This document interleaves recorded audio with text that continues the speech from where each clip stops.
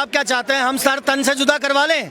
हम सर तन से जुदा करा लें? हम हिंदू भाई, सनातनी भाई जो हैं वो अपना सर तन से जुदा करा लें? अरे आप आंख उठाओगे, आंखें निकाल लेंगे और हाँ जी, अब ये पुराना हिंदू या पुराना सनातनी नहीं है, ये आज का सनातन है, ये आज का हिंदुस्तान है। आपको बता दें, ये तो सर तन से जुदा करते थे, हम धड़ तन से जुदा कर देंगे इनका।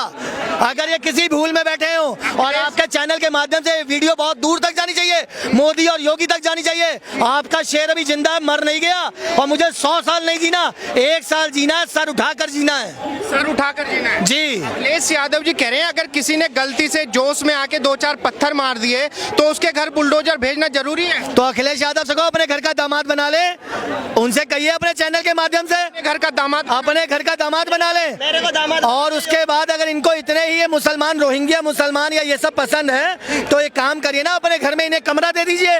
और जितने ये लोग हैं यहाँ पे रोहिंग्या मुसलमान जो घूम रहे हैं, ये आतंकवादी सोच वाले जो मुसलमान हैं, इन लोगों को अपने घर में रखिए। केजरीवाल से कहिए, अखिलेश यादव से कहिए और राहुल गांधी से कहिए अपने घर में रखें उनको। कह रही कि जोश में आके पत्थर चला देते हैं, लड़के हैं, युवा हैं, गलती हो जाती है। हाँ, युवा तो आपके बाप भी थे जिन्होंने गोलियां चलवा दी थी 1992 में कार सेवकों के ऊपर। इनके बाप भी तो युवा थे उस समय, आज से 35 साल पहले, 37 साल पहले की अगर बात करी जाए। तो फिर आप बताइए, इनको बोलने से पहले सोचना समझना चाहिए कि ये किसके लिए बोल रहे हैं। ये तो शुक्र मनाए बाबा शांत बैठे हैं, कि वरना इनके घर की ईंटें उखाड़ लेते, वो इनके घर की ईंटें उखाड़ लेते। नहीं, अखिलेश यादव जी कह रहे हैं कि भाई अगर किसी ने बलात्कार किया है, बहन बेटी को छेड़ा है, तो भले ही उसको जेल में डाल दो, उसका एनकाउंटर क्यों करवा रही है? अच्छा, अभी एक मौलाना ने उठ के मस्जिद में जब डिम्पल यादव गई थी, उसको नंगी शब्द इस्तेमाल किया था। क्या बोला था? नंगी शब्द का प्रयोग किया गया था, जबकि वो एक हिंदुस्तान की सनातन धर्म की सभ्य मतलब साड़ी पहनकर गई थी। एक नारी का जो वस्त्र होता है, सबसे ज्यादा अभिभूत वस्त्र जो होता है वो साड़ी होता है। जब वो साड़ी पहन के एक मस्जिद में गई थी, तो एक मौलाना उठ के खड़ा होकर कह देता है, इस नंगी औरत को बाहर निकालो, ये मस्जिद के अंदर प्रवेश नहीं कर सकती बिना बुर्के के। आप बताइए, इससे ज्यादा शर्म की बात अखिलेश यादव जी को डूब मरना चाहिए। मैं कह रहा हूँ डूब मरना चाहिए। अगर आपकी बीवी या बहन को कोई नंगी शब्द इस्तेमाल कर दे, आपको शर्म आनी चाहिए। आप काहे के क्यों नहीं बोले? इसलिए नहीं बोले क्योंकि अगर वो बोलते तो ये मुसलमान वोट बैंक है, ये सब इनका खिलाफ हो जाता। आजम वोट नहीं देते। आजम खां, तौकीर रजा और जाने कौन कौन से अफजल गुरु जैसे जो लोग हैं, वो सब इनके खिलाफ हो जाते। नहीं, अखिलेश यादव जी सीधा सवाल ये उठा रहे हैं, भाई पिछले 8 सालों में कई 10,000 से ज्यादा एनकाउंटर हुए हैं, 12,444 10,000 से ज्यादा एनकाउंटर हुए हैं।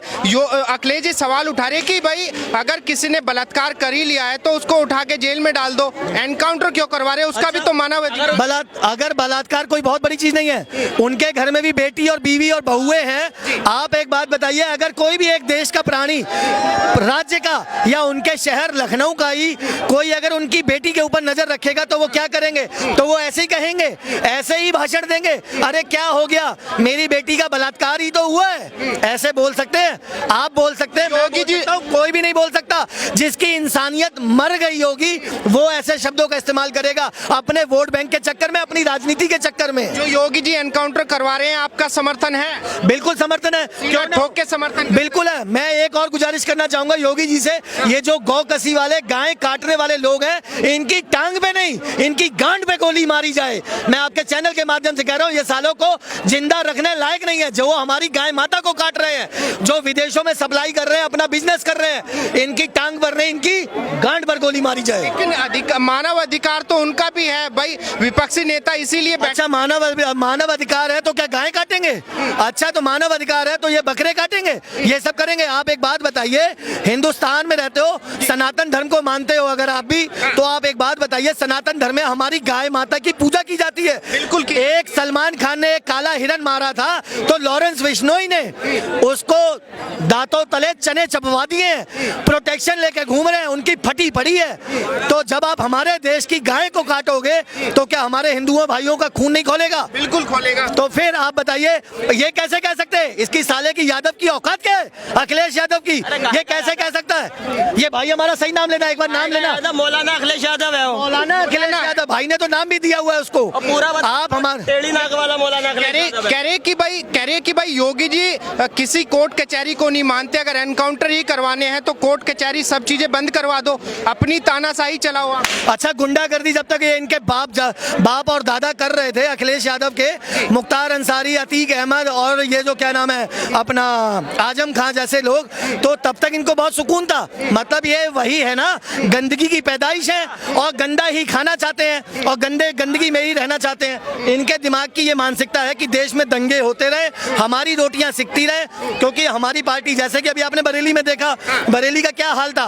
बरेली को लेकर ही वो कह रहे कि भाई अगर 2-4 लड़कों ने पत्थर चला दिया, योगी जी बुलडोजर भुजवा दे रहे हैं। आप एक चीज बताइए, आप मुझे बताइए कि क्या तौकीर रजा या उसका कोई रिश्तेदार उस दंगे में था? नहीं था तो क्यों? वो क्या अपनी ऐसी तैसी मराने गए थे? आप बताइए, ये युवाओं भाइयों को, छोटे छोटे बच्चों को आप एक मोहरा बना के इस्तेमाल कर रहे हैं। आप अपने मानसिकता दर्शा रहे हैं, आप अपने मजहब को दर्शा रहे हैं कि हमारी कम्युनिटी बहुत बड़ी है, हमारी एक आवाज पर सारे मुसलमान भाई इकट्ठे हो जाएंगे।